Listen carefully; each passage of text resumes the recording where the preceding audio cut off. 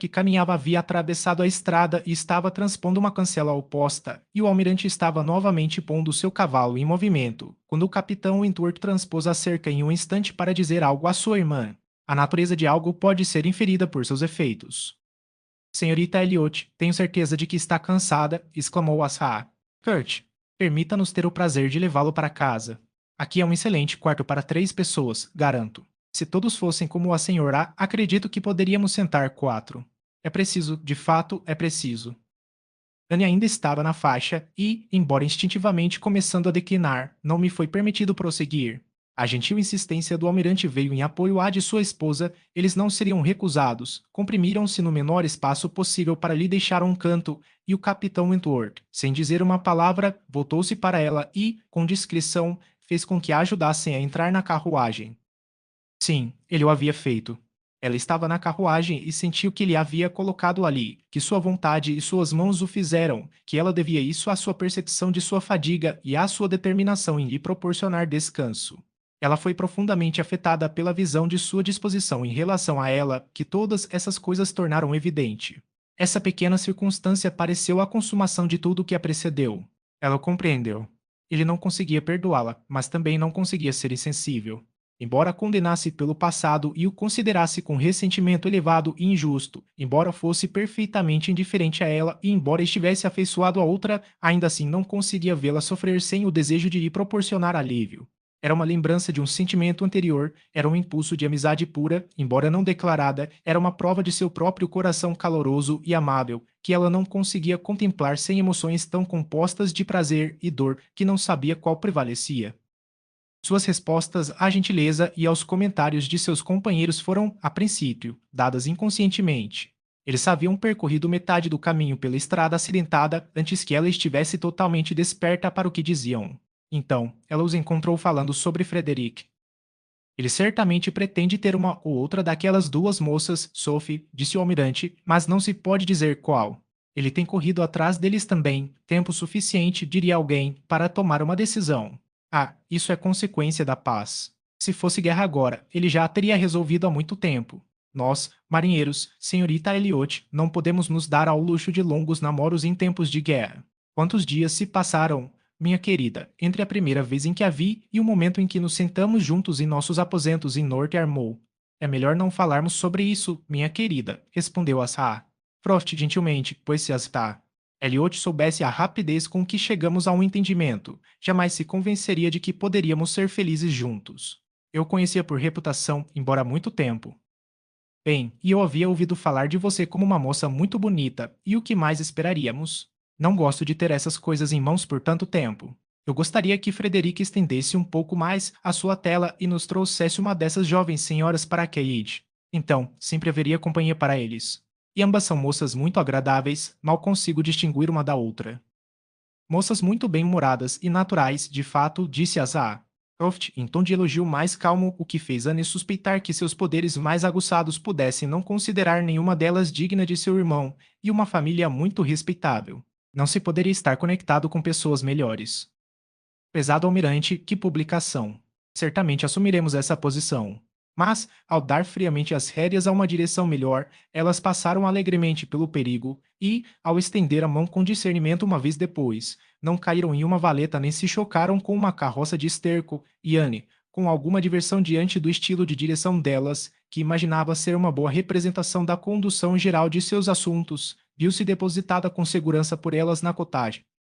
O momento em que Lady Russell retornaria aproximava-se. O dia estava até mesmo marcado, e Anne, tendo se comprometido a se juntar a ela assim que estivesse reassentada, ansiava por uma mudança antecipada para Kellynch, começando a refletir sobre como seu próprio conforto seria afetado por isso. Isso a colocaria na mesma vila que o capitão Wentworth, a menos de 1 quilômetro dele, eles teriam que frequentar a mesma igreja e deveria haver interação entre as 2 famílias. Isso era contra ela, mas, por outro lado, ele passava tanto tempo em Uppercross que, ao se mudar de lá, ela poderia ser considerada mais como deixando-o para trás do que indo em direção a ele e, no geral, ela acreditava que, nessa questão interessante, seria beneficiada quase com a mesma certeza que na mudança de sua sociedade doméstica ao deixar a pobre Mary por Lady Russell. Ela desejava que fosse possível evitar encontrar o capitão Wentworth na ala. Aqueles cômodos haviam testemunhado encontros anteriores que seriam trazidos à sua memória de forma dolorosa, mas ela estava ainda mais ansiosa pela possibilidade de Lady Russell e o capitão Wentworth nunca se encontrarem em lugar algum. Não se apreciavam e nenhum reencontro agora poderia trazer qualquer benefício, e, caso Lady Russell os visse juntos, poderia pensar que ele demonstrava excessiva autoconfiança e ela pouca. Esses pontos constituíam sua principal preocupação ao antecipar sua mudança de Uppercross, onde sentia que havia permanecido tempo suficiente. A utilidade dela para o pequeno Charles sempre daria alguma doçura à memória de sua visita de 2 meses, mas ele estava ganhando força rapidamente e ela não tinha mais nada para ficar. A conclusão de sua visita, no entanto, foi diversificada de uma forma que ela não havia imaginado. Capitão Wentworth, após ficar 2 dias inteiros sem ser visto ou ouvido em Uppercross, reapareceu entre eles para justificar sua ausência, relatando o que o havia impedido de estar presente.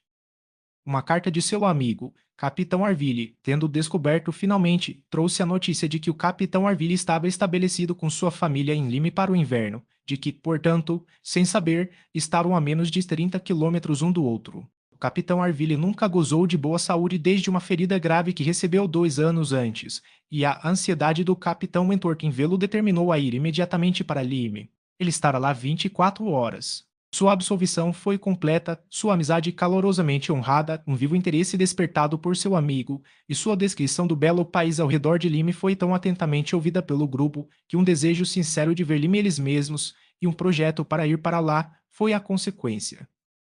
Os jovens estavam todos ansiosos para ver Lime. O capitão Wentworth mencionou que voltaria lá, pois ficava a apenas 27 quilômetros de Uppercross. Embora fosse novembro, o tempo não estava nada ruim, e, em suma, Louisa, a mais ansiosa das ansiosas, tendo tomado a decisão de ir e, além do prazer de fazer o que queria, estando agora armada com a ideia de mérito em manter sua própria vontade, superou todos os desejos de seu pai e de sua mãe de adiar a viagem para o verão, e para Lime eles iriam Charles, Mary, Annie, Henrietta, Louisa e o capitão Wentworth. O primeiro plano imprudente fora ir pela manhã e retornar à noite, mas a SUSR. Musgrove, por causa de seus cavalos, não consentiria e, quando se chegou a considerar racionalmente, um dia em meados de novembro não deixaria muito tempo para conhecer um lugar novo após deduzir 7 horas, como a natureza do percurso exigia para ir e voltar. Consequentemente, deveriam pernoitar ali e não ser esperados de volta até o jantar do dia seguinte. Esta foi considerada uma alteração considerável, e, embora todos se reunissem na casa grande para um café da manhã um tanto cedo e partissem com muita pontualidade, já passava muito do meio-dia quando as 2 carruagens, a carruagem do SR, Musgrove, que continha as 4 damas, e o currículo de Charles, no qual ele conduzia o capitão Wentworth, desciam a longa colina em direção a Lyme e entravam na rua ainda mais íngreme da própria cidade, de modo que era evidente que não teriam mais do que tempo para olhar ao redor, antes que a luz e o calor do dia se fossem. Após garantir acomodações e solicitar o jantar em uma das hospedarias, a próxima ação a ser tomada era, sem dúvida, dirigir-se diretamente ao mar. Eles chegaram tarde demais no ano para qualquer diversão ou variedade que Lyme, como lugar público, pudesse oferecer. Os quartos estavam fechados, os hóspedes quase todos foram embora, restando pouquíssimas famílias além dos residentes. E, como não há nada a admirar nos edifícios em si, a notável situação da cidade, a rua principal quase desembocando na água, a caminhada até o Cove, contornando a agradável baía que, na temporada, é animada por máquinas de banho e pessoas, o próprio Cove, suas antigas maravilhas e novas melhorias, com a belíssima linha de falésias estendendo-se a leste da cidade, são o que o olhar do estranho buscará, e muito estranho deve ser o estranho que não enxerga encantos nos arredores imediatos de Lyme que o façam desejar conhecê-la melhor. As cenas em sua vizinhança charmou-te, com suas terras altas e extensas paisagens rurais, e ainda mais, sua doce e recatada baía, ladeada por falésias escuras, onde fragmentos de rocha baixa entre as areias a tornam o lugar mais feliz para observar o fluxo da maré, para sentar-se em contemplação incansável, as variedades arborizadas da alegre vila de Uplyme, e, acima de tudo, Pine, com suas fendas verdes entre rochas românticas, onde as árvores florestais dispersas e os pomares de crescimento exuberante declaram que muitas gerações devem ter passado desde a primeira queda parcial da falésia, preparando o terreno para tal estado, onde uma cena tão maravilhosa e encantadora é exibida que pode mais do que igualar qualquer uma das cenas semelhantes da famosa ilha de White, Esses lugares devem ser visitados, e visitados novamente, para que o valor de Lime seja compreendido. A comitiva de Uppercross, passando pelos aposentos agora desertos e melancólicos, e ainda descendo, logo se viu na beira-mar, e demorando-se apenas, como todos devem demorar-se e contemplar em um primeiro retorno ao mar aqueles que alguma vez mereceram contemplá-lo, dirigiram-se ao Cove igualmente seu objetivo em si e por conta do capitão Wentworth, pois em uma pequena casa, perto do pé de um antigo pier de data desconhecida, os Arvilles estavam estabelecidos. O capitão Wentworth virou-se para visitar seu amigo. Os demais seguiram adiante e ele se juntaria a eles no cove. Eles não estavam nem um pouco cansados de admirar e se maravilhar, e nem mesmo Louisa pareceu sentir que haviam se separado do capitão Wentworth há muito tempo, quando o viram vindo atrás deles, com 3 acompanhantes, todos já bem conhecidos, por descrição, como o capitão Yasha, Arville e um capitão Benwick, que estava hospedado com eles. O capitão Benwick fora, há algum tempo, o primeiro-tenente da Laconia, e o relato que o capitão Wentworth fizera dele, em seu retorno de Lyme antes, sua calorosa admiração por ele como um excelente jovem e oficial a quem sempre valorizara muito, o que certamente o havia marcado na estima de todos os ouvintes, fora seguido por uma pequena história de sua vida privada, que o tornou perfeitamente interessante aos olhos de todas as senhoras. Ele havia estado noivo da irmã do capitão Arville e agora lamentava sua perda. Eles esperavam há 1 ou 2 anos por fortuna e promoção. A fortuna chegou, sendo grande o prêmio em dinheiro recebido por ele como tenente, a promoção também veio, finalmente, mas Fanny Arville não viveu para saber disso. Ela havia falecido no verão anterior, enquanto ele estava no mar. O capitão Wentworth acreditava ser impossível que um homem pudesse ser mais apegado a uma mulher do que o pobre Benwick fora Fanny Arville, ou que pudesse ser mais profundamente afligido sob a terrível mudança. Ele considerava sua disposição como daquelas que devem sofrer intensamente, unindo sentimentos muito fortes a maneiras calmas, sérias e retraídas, e um gosto decidido pela leitura e por atividades sedentárias. Para concluir o interesse da história, a amizade entre ele e os Arvilles parecia, se possível, aumentada pelo evento que encerrou todas as suas perspectivas de aliança, e o capitão Benwick agora vivia inteiramente com eles. O capitão Arville havia alugado sua casa atual por meio ano, seu gosto, sua saúde e sua fortuna o direcionavam a uma residência barata e à beira-mar, e a beleza da região, bem como o isolamento de Lyme no inverno, pareciam perfeitamente adequados ao estado de espírito do capitão Benwick. A simpatia e a boa vontade despertadas em relação ao capitão Benwick foram muito grandes. E, no entanto, disse Anne a si mesma enquanto avançavam para encontrar o grupo, ele talvez não tenha um coração mais sofrido do que o meu. Não consigo acreditar que suas perspectivas tenham sido arruinadas para sempre. Ele é mais jovem do que eu, mais jovem em sentimento, se não em idade, mais jovem como homem. Ele se recuperará novamente e ficará satisfeito com outro. Todos se reuniram e foram apresentados. O capitão Arville era um homem alto e moreno, com um semblante sensato e benevolente, um pouco coxo e, devido a traços fortes e falta de saúde, aparentava ser muito mais velho do que o capitão Wentworth. O capitão Benwick, o mais jovem dos 3, era, em comparação com os outros 2, um homem pequeno. Ele tinha um rosto agradável e um ar melancólico, como deveria ter, e se afastava da conversa. O capitão Arville, embora não igualasse o capitão Wentworth em maneiras, era um perfeito cavalheiro, despretensioso, caloroso e prestativo. Aham.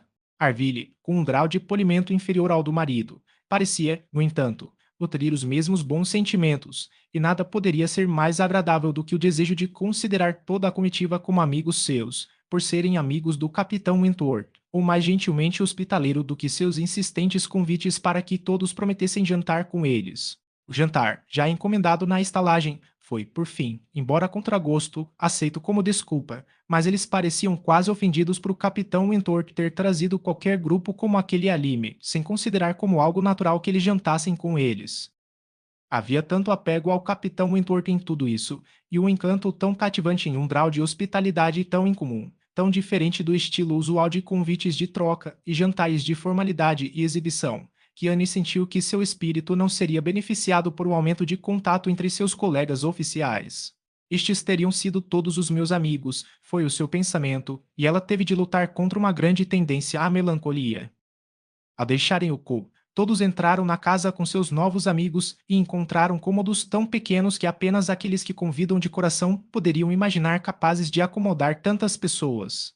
Anne teve um momento de espanto sobre o assunto, mas logo se perdeu nos sentimentos mais agradáveis que surgiram ao ver todos os engenhosos dispositivos e os arranjos cuidadosos do Capitão Arville para aproveitar ao máximo o espaço real, suprir as deficiências do mobiliário da pensão e defender as janelas e portas contra as tempestades de inverno que se esperavam.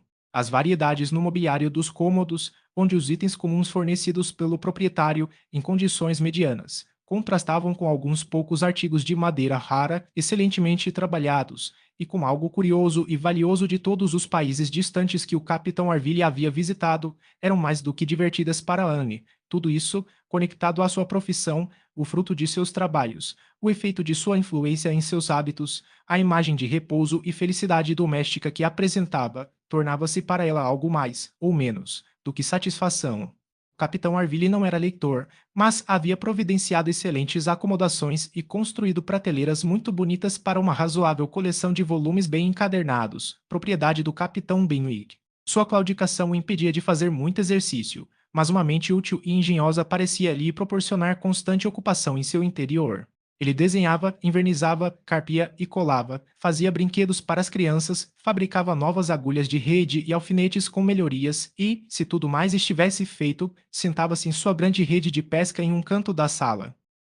Annie pensou ter deixado para trás grande felicidade quando deixaram a casa, e Louisa, com quem se viu caminhando, explodiu em êxtases de admiração e deleite sobre o caráter da marinha, sua amizade, sua camaradagem, sua franqueza, sua retidão, protestando que estava convencida de que os marinheiros tinham mais valor e calor humano do que qualquer outro grupo de homens na Inglaterra, que somente eles sabiam viver e somente eles mereciam ser respeitados e amados.